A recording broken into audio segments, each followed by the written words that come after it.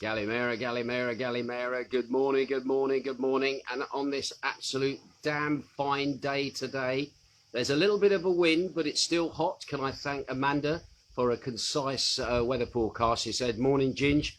Sunday's weather today, it's going to be 33, but it's going to feel like 35. I've got to be honest, I think it's going to be feeling hotter than that, but we have got that breeze, and that is important at the moment. Just quickly thought I'd just show you the real estate because I've not shown it to you in a while. And as you can see, I am back on my tablet rather than on the phone, so you get that bigger wide angle shot as well. But all in all, it's still looking lovely. The weather is still very hot, and again, once again, just be very careful about fires. Kefalonia are having problems with fires. That is going to be in the news. And again, after last night's football, excuse my rather hoarse voice this morning, after the celebrations yesterday in Rome, when the lads beat when the lads beat Ukraine 4-0. What a fantastic night, what a fantastic game. It was really, really good. And of course, they've got the next match then, which is going to be next Wednesday. Going to be playing Denmark at Wembley. I think that's going to be one heck of a game, to be quite honest. And if England can keep this form up, absolutely brilliant. So anyway, well done to England for yesterday. Just to let you know, Mr. Pickles seems to be back on form at the moment. He's running about, getting into mischief. So I think we're happy about him at the moment. He seems to be over the worst of whatever he had. As for the lovely Wiggy, not heard anything from Wiggy in the last 24 hours, just hoping that he's on the mend at the moment. If you're happening to watch this fella, we are still rooting for you as well. Also, just a quick reminder, don't forget that the Northern Soul show is on today at 5 p.m. UK time as well. Big shout out to Sam Curtis. He says, it's a lovely morning here in Brighton. I hope you're okay. It's coming home, or something's coming home, that's for sure.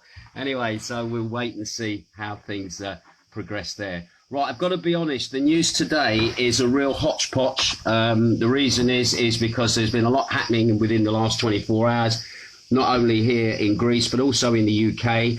I don't really like following the UK news too much because I bet you get enough of it as it is, but sometimes it links in with what's going on here. But that will all become apparent as I go through.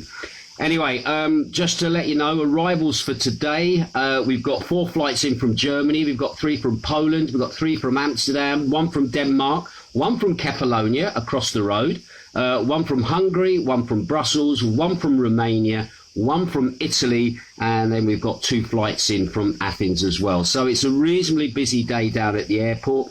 Jane was down there yesterday meeting people off the UK flight yesterday evening, and she said, you know what, it felt like what an airport should be. It felt very busy there yesterday. So again, that's a good thing, all right, that we're getting more people coming. We just obviously want more British to come, but we'll get on to that in just a while.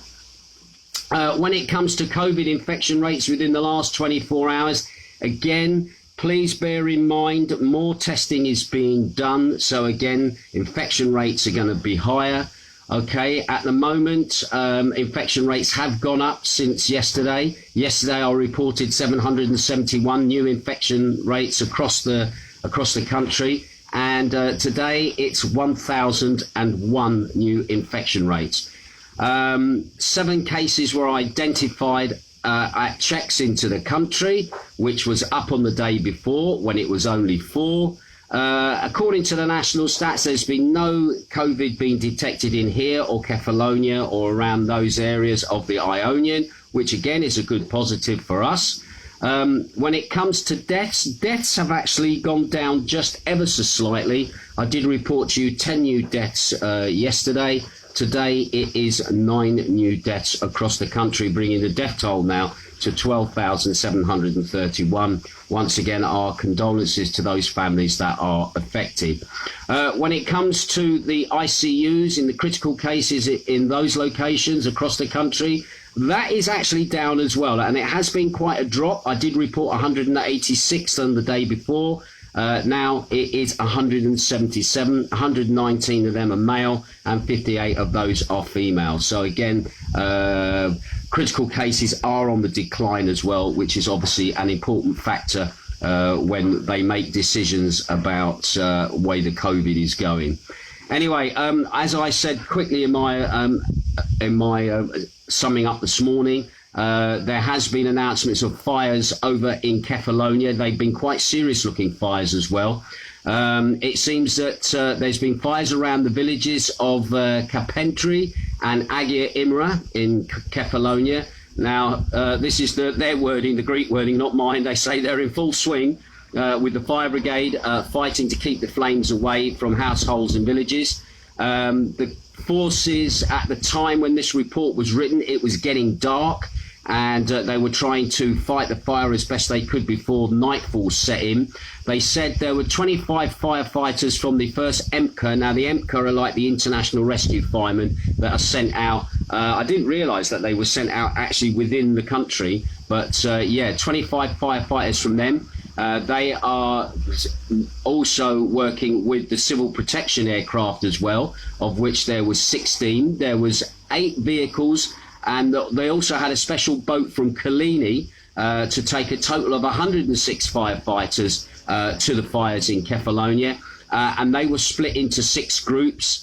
And they also had 27 vehicles and 7 aircraft and 2 helicopters used as well. But at the moment, I've not heard any more news about whether the fires are out, whether they're still dampening down. But according to information, there was 5 active fire fronts yesterday over in Kefalonia in the villages of Agia, Indra, Kapandriti and Kabiasata. I think that's how you pronounce that. And at the moment, the direction of the wind is leading the fire at the time to the village of Scala. Now, if you know Scala, Captain Corelli's Mandolin area, that's quite a big port area. Again, the fire was heading towards there, but at the moment, there's not been any information yet from any of the local media as to how that fire is progressing. So hopefully it's been put out. And once again, can I just reinforce to people here, and Amanda will back me up on this, the place is a tinderbox at the moment, so please be very careful when driving about in your cars. And if you're one of those filthy individuals that still smokes while you're driving and flicks your cigarette out of your window as you drive along, you're one of the culprits that could easily cause a fire. Also, just be very careful if you decided you're going to do a barbecue or something of that nature. Make sure you've got some form of extinguishant close to you. So if things do get a little bit out of hand, at least you can make the first effort to put a fire out. And also be very careful about where you put your bottles down. When you're drinking your beer and you put your bottles down and your glasses down, don't forget about the old magnifying glass effect where the sun beams through a piece of glass and next thing you know, you've got a big fire taking off. So once again, please be very careful at the moment as the place is a tinderbox. Right, talking about UK news, which links in with Greek news. This is the Mail on Sunday reporting, and if you read the headline, please read the rest of the article. All right, that's all I'm going to say. The headline was Boris is set to let fully vaccinated Brits go to amber list countries without quarantine on return from July the 19th. That's what the Mail on Sunday reported. But when you go to the article, it says Boris Johnson is set to announce a number of freedoms for people from July the 19th. These include double jab Brits not having to quarantine after travelling from amber list countries. The hospitality sector will not be required to ask customers to scan QR codes. The schools will ditch bubbles in favour of daily testing of their pupils. And face masks will no longer be mandatory from July the 19th, except in hospitals and other health facilities. Now, as Jane has pointed out to me, the Mail on Sunday hasn't got any of their reporting right so far. It is the #1 Sunday newspaper in the UK. However, the wording is set to announce. So, knowing the way that Boris is and the way that Boris just changes his mind willy-nilly, we're still waiting to see if this 19th of July announcement is going to be in our favour. But yes, please, we hope that Boris is going to see sense. Just to remind people, we are on the amber list. You have to quarantine when you go home, and that is 10 days. That's also extra expense in tests and just a faffing about, filling in forms, getting tested to leave Greece, to go back to England. All of that nausea is involved as well. So again, we shall keep our eyes peeled on the 19th of July and see if there are any changes from Boris Johnson. Fingers crossed some common sense is going to come through. Anyway, meanwhile, here in Greece at the moment, decisions were made at a new extraordinary public health protection measures against COVID-19. And these are going to come into effect on Monday. It seems they've had a meeting over the weekend. There are going to be changes. And I've got to be honest, the official gazette. Now, for people who don't understand what an official gazette is, we have one in the UK. We have, most countries have one. It's basically like a newspaper, is the best way to describe it, where new changes to legislation are published. And unless it goes into the gazette, that is like the official announcement that this is going into law, all right? Now, yesterday, the official gazette included all changes announced regarding to the operations of entertainment centres, restaurants, cultural venues, as well as travel by ship, plane and bus. So it's very specific changes. Now, I'm not going to go through all of the changes, but I'm just going to really go through stuff that is kind of relevant for you guys looking in and for me as somebody living here at the moment.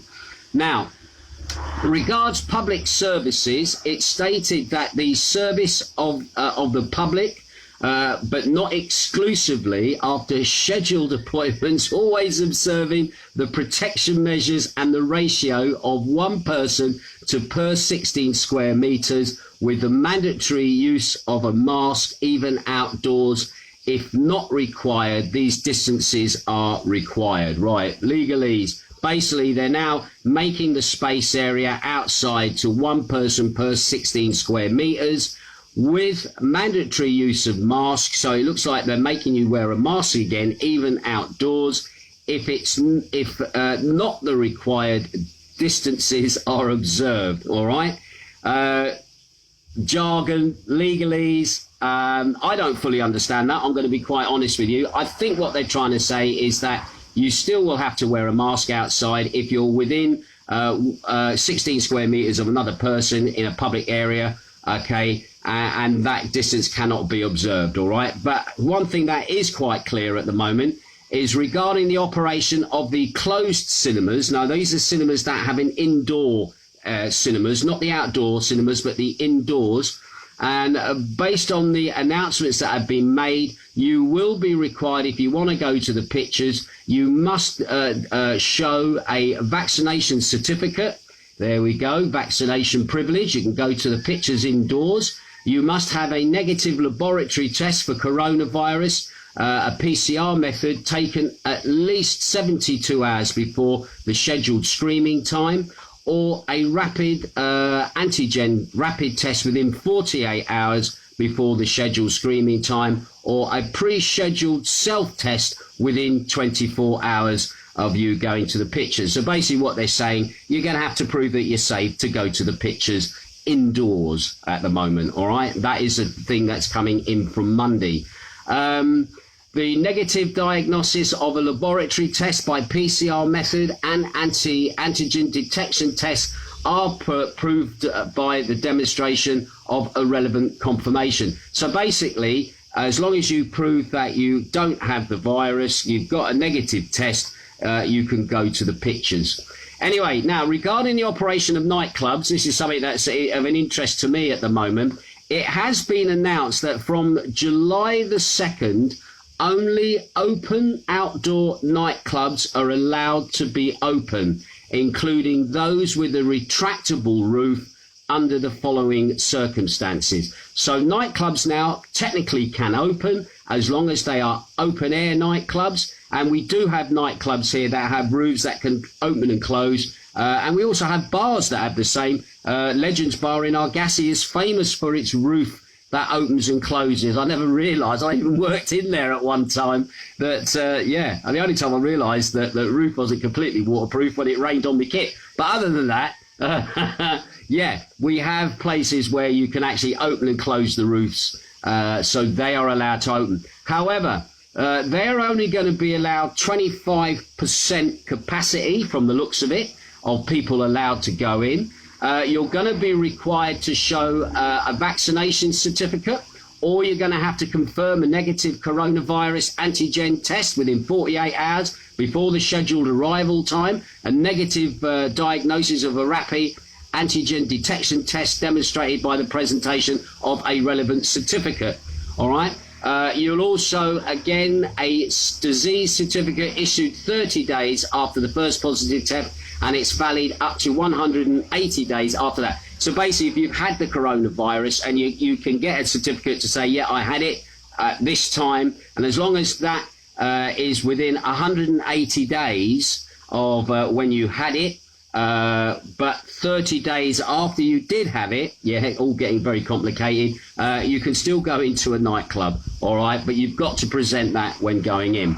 Right, now, when it comes to transportation, this is getting very complicated with the rules for transportation, but I'm just going to give you a snapshot of it. If you want to read the full stuff, go to any of the local press at the moment. It's interestingly that the local press are publishing this, like Hermes and Irizita are publishing this. However, the national press, shall we say, for Zakynthos, for Greece in English, they've stayed a bit clear of this at the moment. They haven't published anything. They'll probably do something on Monday. But I know for local press, they've been really on top of it because they want to obviously explain as much as they can so people understand here.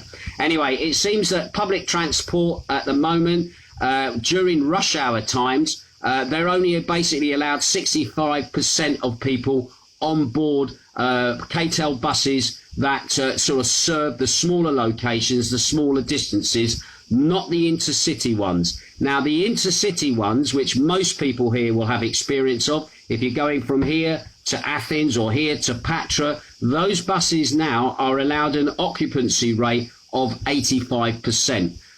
The same as the railways, they've been told the same. Not that we have any railways here, but if you want to get a train from Patra to Athens or wherever, or from Athens to Thessaloniki, then they are now allowed 85% of people are allowed on those. Now, the operation of tourist buses, these are the buses that drive round taking you on your trips and everything else like that.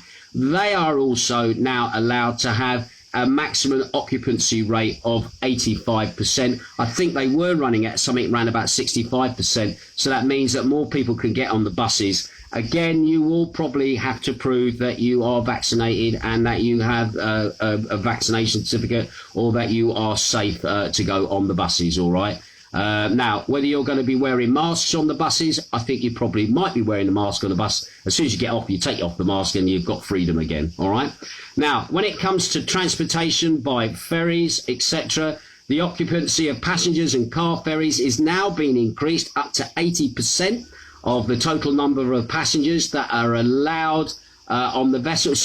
It's up from 80% now to 85% of the amount of people that are allowed on ferries. Again, if the ferry has accommodation, you can have passengers in accommodation of up to 4 people, but they must be either your wife, a cohabitant, a first or second degree relative, okay, first or second cousin, I suppose, best way to look at it, or people with disabilities are allowed with their escort. Otherwise, 2 individual passengers or crew members. So in other words, you can have up to 4, but if you're not in those specific categories, cabin is only allowed 2 individuals in there, and that also includes crew members that obviously work and sleep on the vessels as well, irrespective. All right. Now, boarding of passengers on ships as well as sea taxis from ports to mainlands in Greece, blah blah blah. Again, you have to have a completed at least 14 days COVID-19 coronavirus vaccination and demonstrate a vaccination certificate. or have been diagnosed negatively, either in a laboratory test for COVID-19 by PCR method performed by obtaining an oral or nasal smear, which are not very nice, within 72 hours before the scheduled travel time, or in a rapid detection test within 48 hours before the scheduled time of travel. Negative diagnosis of laboratory test by PCR and anti-rapid tests is proven by the presentation of a certificate. So you must have a certificate to say that you've had a test. So again, they put the numbers up of people allowed on the ferries. They are obviously making it, I think, to be honest, they've been doing these checks anyway, and the numbers have gone up that they're allowed on board. But please, if you're somebody who's driving over, once again, you will be required to prove that you have either had the vaccine or that you are negatively tested before you board your vessel. And good luck with your journey when you come over.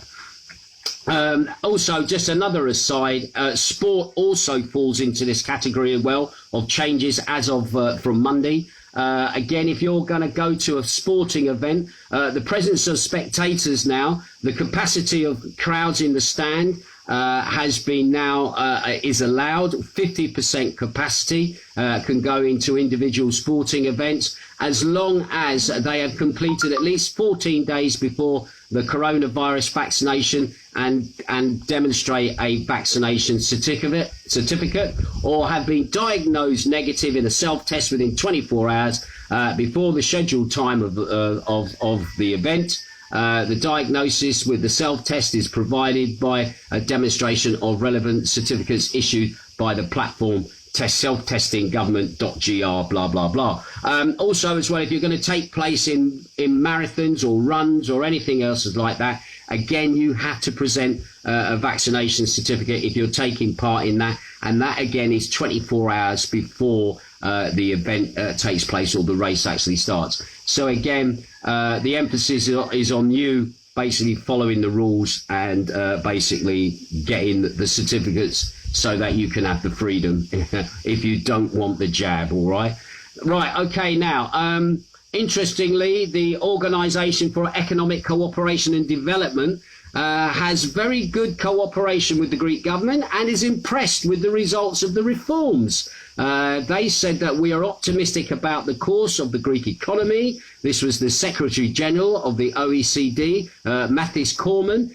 He was speaking with the Prime Minister Mitsotakis at a meeting that they had on Athens on Friday. Now, they've said, we believe that the Greek government has done a very good job, he said, referring to the profound transformation of the Greek economy into a modern digital green economy that will give people many opportunities in the years to come. Probably more like a lot more opportunities for corporations to come in and clean up on a cheap labour force, working more hours for less pay on a 0 hours contract. Let's get real here, all right? That's where it's heading. Anyway, Cormann also stressed the importance of the recovery after the pandemic, urging as many people as possible to be vaccinated. I knew that was coming in somewhere in their speech. He said, "You've done an excellent job in this here Greece." Oh, the language! I can't believe he said that. You've done an excellent job in this here in Greece. Oh, I see what he means. Yeah. He's done a good job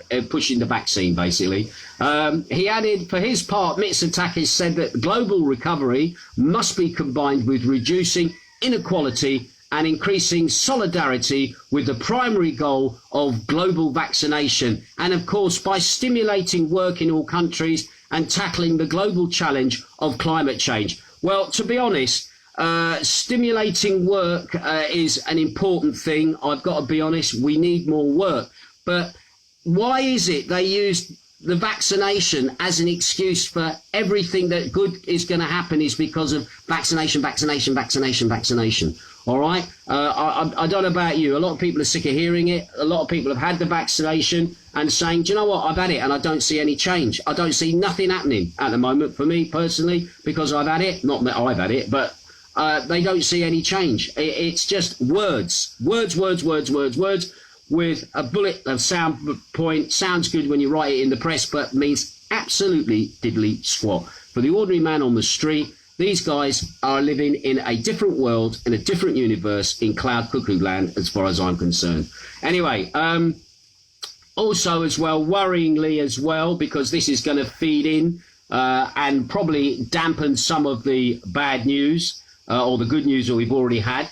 An expert in exposure science on Friday warned that a fourth wave of COVID-19 may hit Greece much earlier than anticipated, given the increasing prevalence of more transmissible Delta variant and a spike in new cases. Anyway, Diomethis Saraginis, a professor of environmental engineering at the Aristotle University of Thessaloniki, warned in comments to Antenna Television, by June 9th, we will be at the start of the fourth wave. We'll reach around about 1,000 new cases a day by the end of August, he added, expressing concerns about the impact on the transmission rates from increased movement in the run-up to the peak of the summer season. He said, we already have significant increases of the Delta variant in Crete and in Heraklion in particular, and also in Athens, where it is gaining momentum.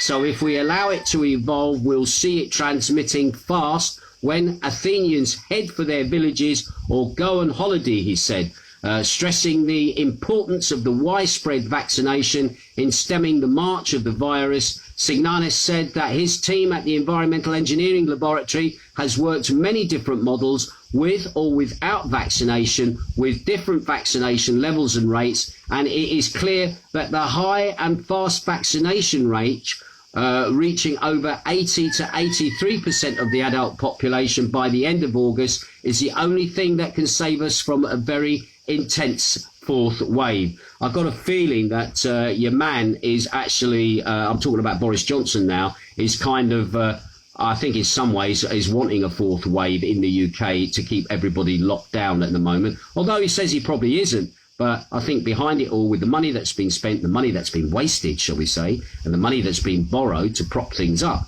we'll wait and see what his announcement on the 19th says. Anyway, he says, going back to the article here from the guy from the Aristotle University, he said, I have absolutely no doubt the importance of being vaccinated. So again, pushing vaccinations again.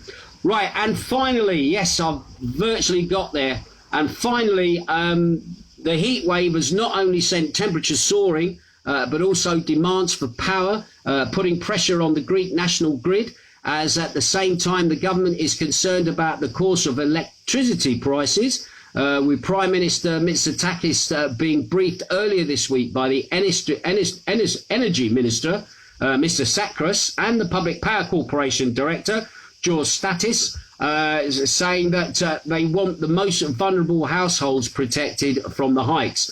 Now, just a little bit of an aside there. You know that while I've been here, I've been saying how good the post office plan for your electricity is. And we've saved so much money using the post office electricity.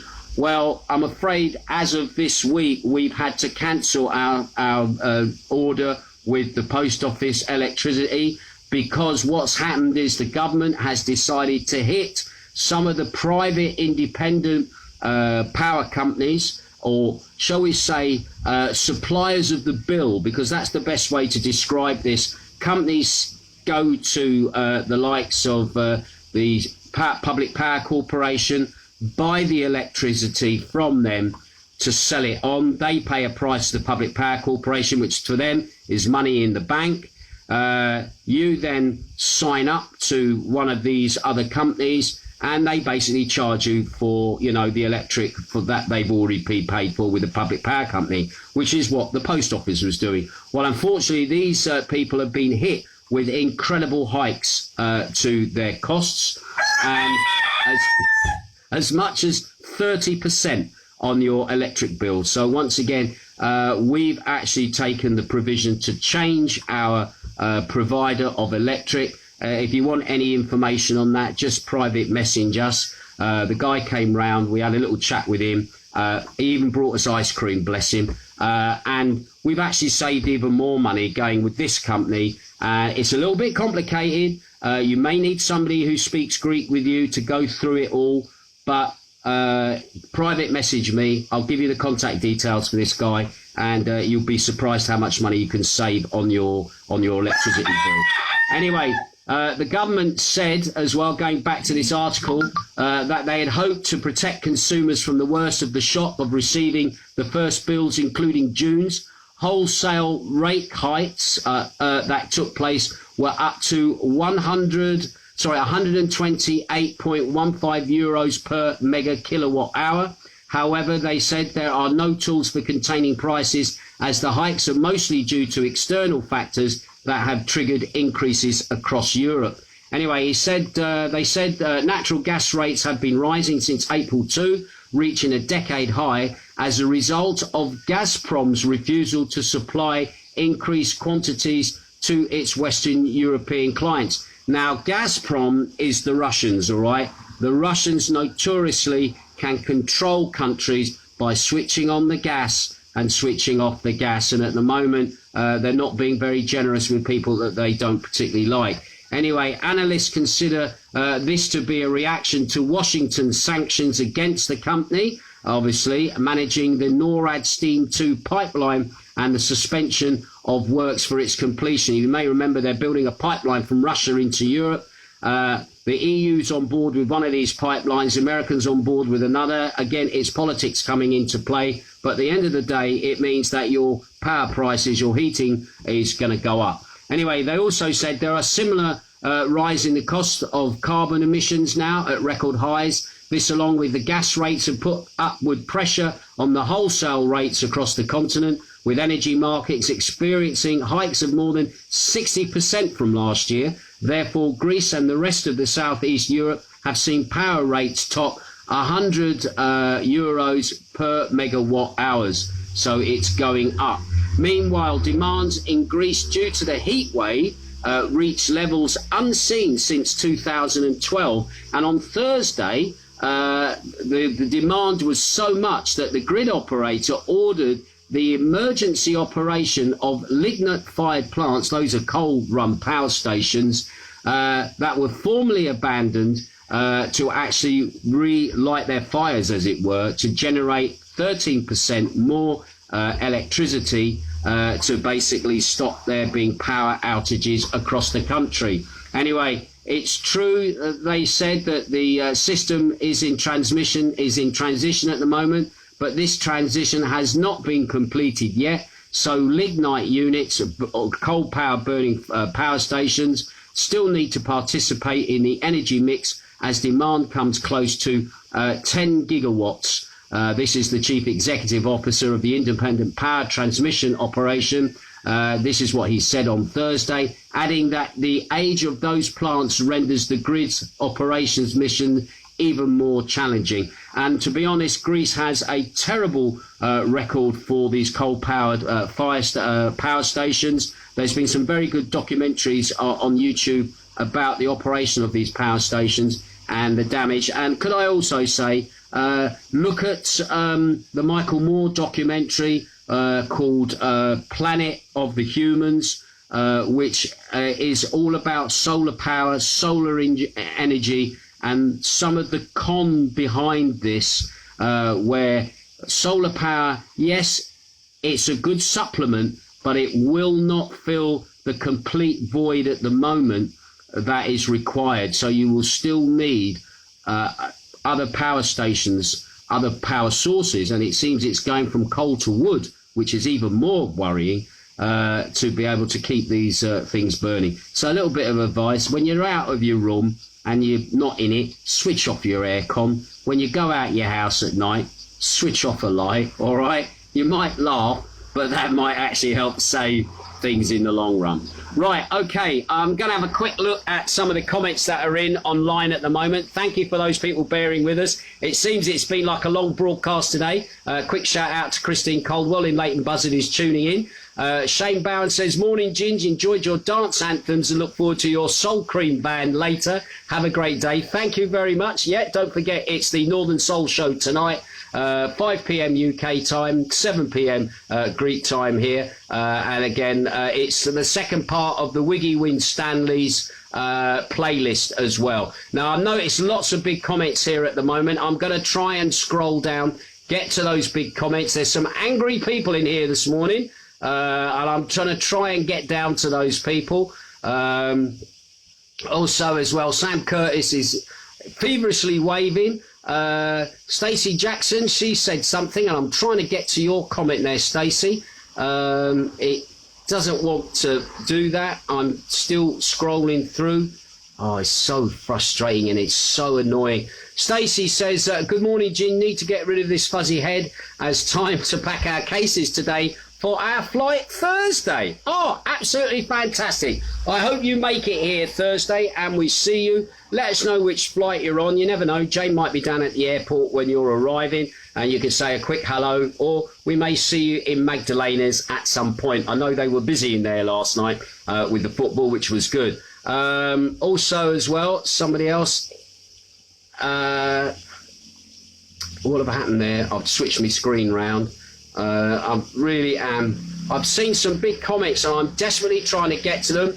Lorna Grant says, morning Ginge, England game was brilliant and we need it. Give us the feel-good factor, which we all definitely needed. It was fantastic. And did you notice, I didn't see one mask being worn in that stadium. I saw nobody wearing masks while the whole game was going on. And it was absolutely brilliant. And I thought England played well.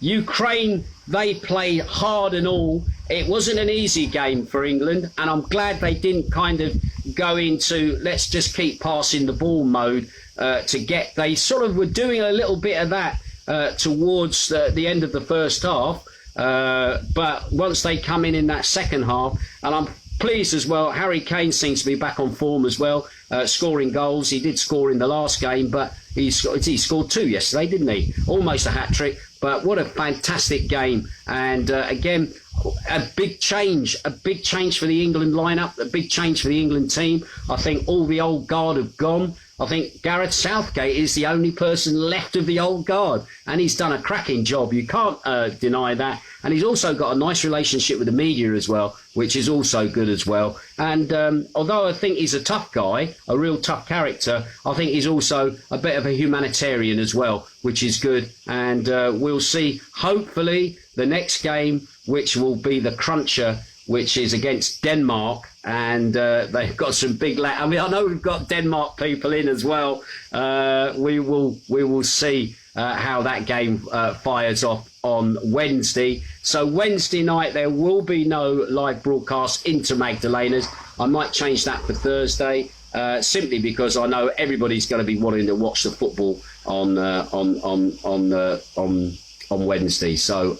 Oh, and by the way, that show has gone up higher in the charts as well from last week. So thank you for that, Lorna. Again, I'm trying to get down to some of the big comments that are down here. And as always, it just keeps wanting to jump back to the top. Right, now, listen, I'm going to have to go now, simply because Jane's got to go to work this morning. She's still waiting for where she is to be, whether she's up at the Turtles or whether she's going to be at the airport, or she might, I don't think she'll be up at the shipwreck at this time, that's for sure. But anyway, she's still having to go back to work today, and I want to cook breakfast. And I've also got a meeting with Beats Radio as well later on this morning, and I've got a dance anthem show to make as well. So I'm a busy boy. Anyway, you have a fantastic day. I'll keep my ear to the ground. And once again, thank you for your support. Thank you for your messages. And I will speak to you again soon. Ta-ra.